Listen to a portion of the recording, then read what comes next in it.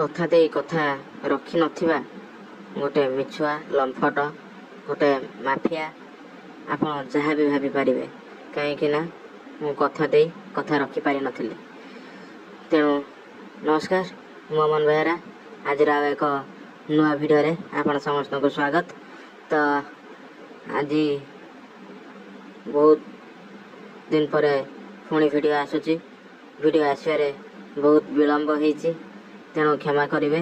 କାହିଁକି ନା କଥା ଦେଇ କଥା ରଖିନଥିବା ମୁଁ ଗୋଟିଏ ସେଇ ମିଛୁଆ ଲମ୍ଫଟ ଡହରା, ଆପଣଙ୍କ ଭାଷାରେ ଆପଣ ଯାହା ବି ଗାଳି ଦେଇପାରିବେ। କାହିଁକି ନା କଥା ଦେଇ କଥା ରଖୁନଥିବା, ଆଶା ଦେଇ ଆଶା ଭାଙ୍ଗୁଥିବା ମୁଁ ଗୋଟେ ସେଇ ଭଙ୍ଗା ହୃଦୟର ମଣିଷ, ଗୋଟେ ନିଷ୍କପଟ, ଗୋଟେ ବିବେକ ବିହୀନ, ଯେମିତି କିଛି ହୃଦୟ ନଥିବା ଅମଣିଷଟିଏ, ବିନା ହୃଦୟର ମଣିଷ। ତ କ୍ଷମା କରିବେ ସେଥିପାଇଁ।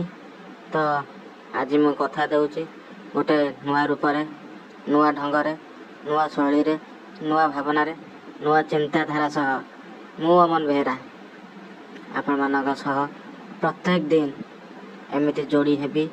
ଆପଣମାନଙ୍କର ସ୍ନେହ, ପ୍ରେମ, ଭଲ ପାଇବା ସବୁବେଳେ ଏମିତି ମୋ ସହ ଥାଉ।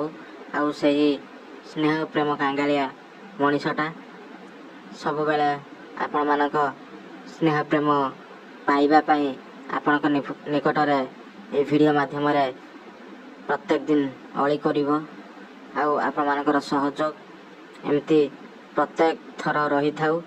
ତ ଆଜିର ଏଇ ଯେଉଁ ଚିତ୍ରର ଯେଉଁ ଆଉଟଲାଇନ୍ଟି କରାଯାଇଛି, ତ ଆଉଟଲାଇନ୍ ବା ଚିତ୍ରଟି ସ୍କେଚ୍ କେମିତି ହେଇଛି, ଆପଣମାନଙ୍କୁ କେମିତି ଲାଗିଲା, ଆପଣମାନେ ନିଶ୍ଚିତ କମେଣ୍ଟ ମାଧ୍ୟମରେ ଗୋଟିଏ ସୁନ୍ଦର ମତାମତ ରଖିବେ। ଆଶା କରେ ଏ ଚିତ୍ର ନିଶ୍ଚିତ ଆପଣମାନଙ୍କ ମନକୁ ଛୁଇଁଥିବ, ହୃଦୟକୁ ଛୁଇଁଥିବ। ଆପଣମାନେ ଏହି ଚିତ୍ରକୁ ବହୁତ ଭଲ ପାଇବା ଦେବେ। ଆଶା କରେ ଏ ଚିତ୍ର ମାଧ୍ୟମରେ ଆପଣମାନଙ୍କର ବିଶ୍ୱାସ ଆଉ ଭରସାକୁ ଜିତିବା ପାଇଁ। ଆଉ ଏ ଚିତ୍ରଟି କେମିତି ହେଇଛି ଆପଣମାନେ ନିଶ୍ଚିତ କମେଣ୍ଟ କରିବେ। ତ ଏହାର ଆଗାମୀ ପର୍ଯ୍ୟାୟରେ ମୁଁ ଏହାର କଲର୍ କରିବି।